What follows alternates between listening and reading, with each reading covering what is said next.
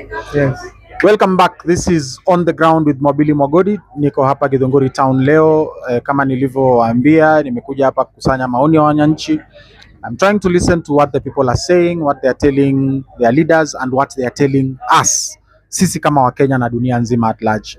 Nimekaa hapa na mzee chairman, atajiintroduce na kazi anayofanya. Chairman, karibu sana. Yes. My name is John Wita Wangaruro and we are proud to have you here. Ile mashida tunayo hapa kama chairman hapa tuna mambo ya matuktuk na mabarabara zenye tunapitia, tuna changamoto mingi sana kwa sababu these challenges are very bedeviling to the society. Kwa sababu kitu kama moja tukiona barabara zetu zimeharibika kutoka sijui wapi mpaka wapi. All the routes zile tunaenda, changamoto zenye tunazo kuweka miguu bearing na nini, so that is one area of concern that we should be addressed. Other than that, tuna mashida mingi chungu nzima. Kama zaidi tunakaa hapa, tuna mambo kama ya hospitali. Hospitali tuna shida sana. Kila kwa hospitali hakuna dawa, hakuna nini, hakuna dawa. Ile dawa inakuta ni Panadol. Sasa what do you have to do with Panadol? Na mtu unaona hata hakuna infrastructure, hakuna mashini, hakuna nini. Hospitali yenye tuko nayo hapa imekaa karibu miaka sijui ngapi, haijakamilika. Hospitali ilijengwa ikakamilika mjengo, lakini don't have any facility. So we wonder whether this is a museum or an archive. We just wonder. Na kuuliza swali nyingine, now that tumeongea kuhusu hospitali. Je, uko na kitu inaitwa SHA? Tuna SHA. Umetumia SHA before? Sijawahi kutumia SHA kwa sababu Mungu amesaidia, ni vile sijawahi kugonjeka. Kwa hivyo lakini we have had a very general concern na complaint kutoka kwa watu kusema hii kitu haifanyi kazi. Kienda mbio sasa kitu kama ya 10,000. Tuna msichana tulikuwa naye alikuwa anahitaji, wa ndugu yangu alikuwa anahitaji something to the tune of not to the tune of 1.5 million, na SHA yenye nilimlipia 1,100 some 6 months ago. So tumekuwa na changamoto. Umesema bill ilikuwa 1.5 million, yeah, na SHA ikalipa 100,000. Yeah. President Ruto, Aden Duale, umesikia chairman hapa Githunguri akisema kuna shida. Bill ya 1.5 unalipa 100,000. Alafu mnazunguka hii nchi mkituambia SHA inafanya kazi, mkituambia sijui wa Kenya milioni 30 wameregister. This is not fair. Chairman, yeah, turudi kwa mambo ya Githunguri. Yes. Especially tuongee kuhusu mambo ya roads. Yeah. Hebu niambie the real situation ya barabara za kwenu za Githunguri, wewe especially mtu ambaye unapeleka tuktuk hapa. Situation is horrible. It is unheard of. Hata ukienda kutoka area zenye tunaenda kutoka Githunguri via Moi Road, uingie mahali inaitwa kama kwa Kindega, those roads are in a very deplorable condition. Utoke hapa uende mpaka Keiria, that area barabara is a very instrumental barabara, kwa sababu kutoka mahali kama Magomano on your way to kwa Maiko ingiria hiyo barabara, it goes all the way to Kiambu Road. Kutoka kwa Maiko kuna barabara inapita huko na is a very long journey, na bado tunataka moto mingi sana, kwa sababu sehemu zingine hata kunyesha, hata kama hakujanyesha, ambia watu sasa sisi tumfikisha hapa hadi hapo tu, kwa sababu hata ukiangalia sasa mama mwenyewe akiangalia hata kumbe haiwezi pasua zaidi hapo, kwa sababu barabara ya ina deplorable state. I wish we would have had enough time. Tungeenda sasa mkijiangalia, mkipiga picha, they are deplorable and we do not know what to do or the next course of action, because ni kuvumilia. Sasa tunavumilia tu. Barabara ni infrastructure. Na kuna another very big infrastructure project inaendelea hapa Githunguri, yeah, town. Yeah. Na mimi nimekuja asubuhi, nimetembea kwa hiyo shamba yenye inasimamia hiyo infrastructure project. Niko sure by now umejua naongea kuhusu nini. Na kulingana na mimi, yes, kuna hisia kali sana, yeah, pande mbili. Yeah. Sawa?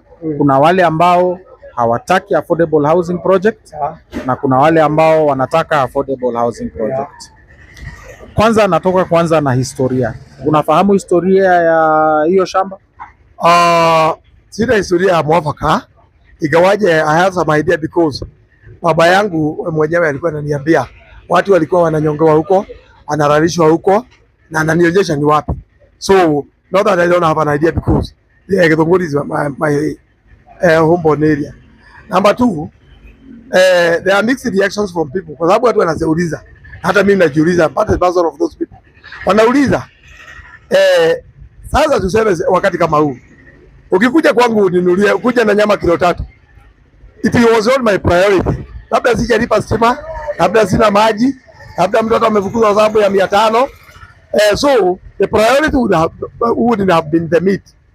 Lakini haya mambo ambayo kwa karibu hiyo 1000 ingenitosha kufanya hiyo mambo.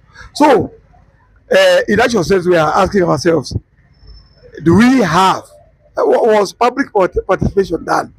Kwa sababu wakituuliza mnataka nini, maybe tungetaka college hapa. Watu wanakuja wakiingia kwa college, wanasoma, wana mashahada, wanaenda, wanakuja wengine, watoto wetu wanaenda huko, so on and so forth. So what we are asking is, what public participation done? Was it a priority for people of Githunguri?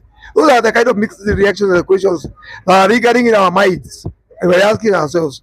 Hata tukisikia watu wakisema, kwa sababu tunabebaga watu wanatuuliza maswali haya tu, as opposed now to the housing, kwa sababu tunajiuliza sisi watu wengi kutoka Githunguri. Kuna watu ambao wamekodi nyumba, wamekomboa nyumba hapa, sio wengi, kwa sababu wengine wetu tunakaa mashambani, where the very few that we have here. Na mtu mwenye anakodi nyumba ya 2500 ama 5000 ama 5000 ataweza kuwa analipa nyumba ya 15000 kisha mwisho wa mwezi 15000 ametoa wapi kama amekosa 5000 ya nyumba? Moreover, aende ashindwe na kulipa hiyo pesa, si hiyo nyumba bado itauziwa mtu mwingine. These are houses will just be bought by people who are well armed financially, wale wana financial muscle. Those are the kind of people that we buy. So since it was not our priority, if public participation was properly was done, because I believe it was never done, not to live about being properly done, it wasn't done at any one given level. So that is the kind of reaction that we are receiving from people. So this has got a political orientation or a political angle, kwa sababu tunaona kama tunatumia vibaya. Baby, tungeulizwa tunataka nini, we would have responded, we would have given different opinions. Ni vizuri kuheshimu watu. Ukiwakuta unawauliza watu wangu mnataka nini, mnataka nini. Tunasikia kwamba 10,000 people participated in this public participation, and after participating they agreed, 80,000 agreed on this. So we picked on the majority and we made the decision, kwa sababu majority we have their way, but see, minority should have their say. Yeah.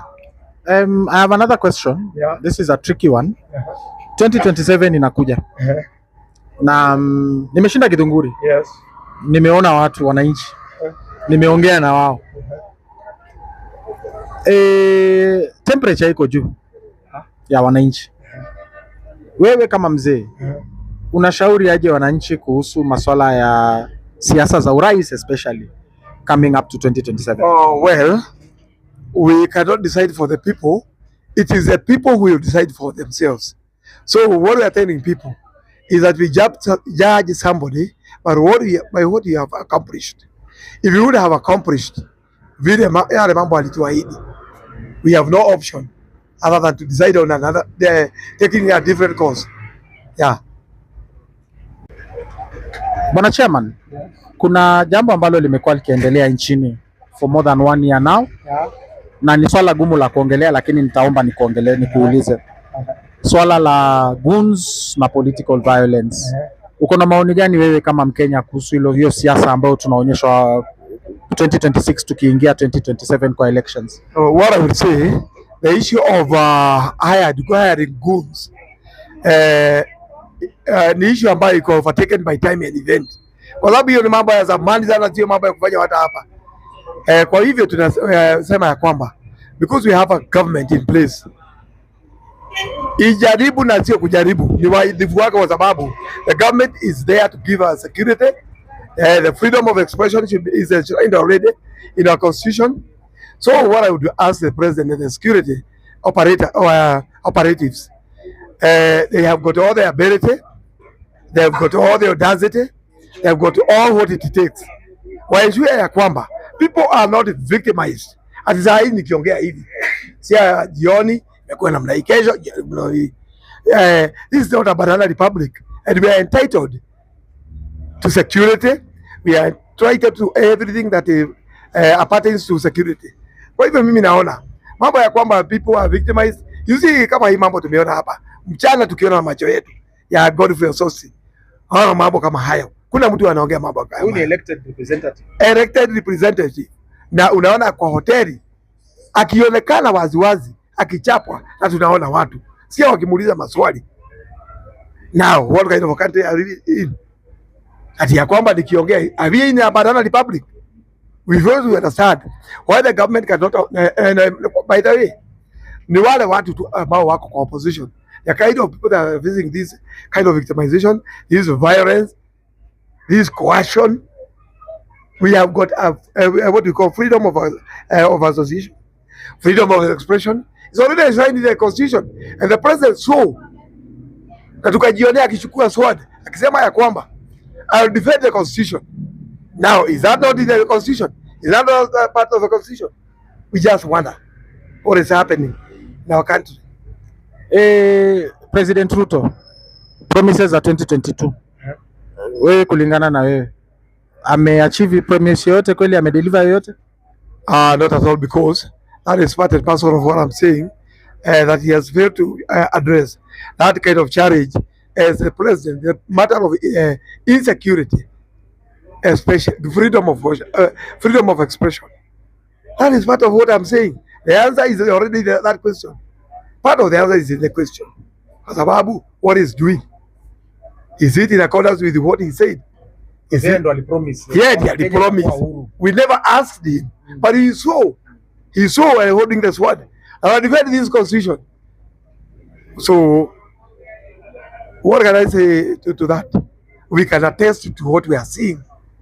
We can attest to what is happening. Ananyi mnajionea tu, hata yeye anajionea mchana. Thank you very much Kenyans.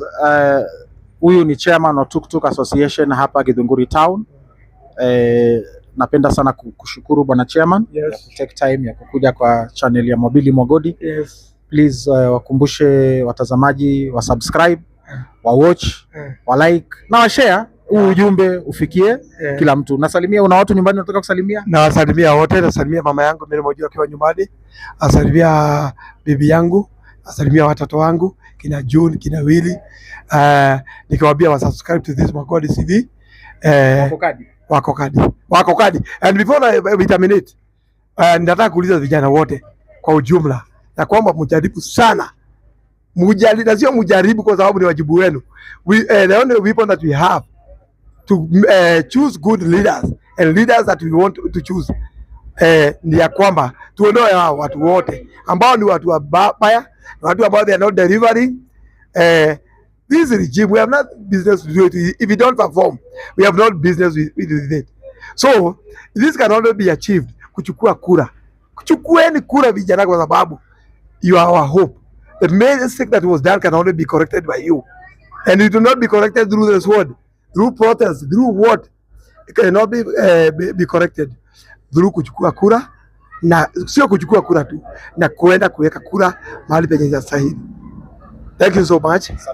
And may God bless you. Thank you, Chairman. Yeah. There you have it. Real Kenyan stories on the Mobili Mogodi YouTube channel. Asante. Thank you so much.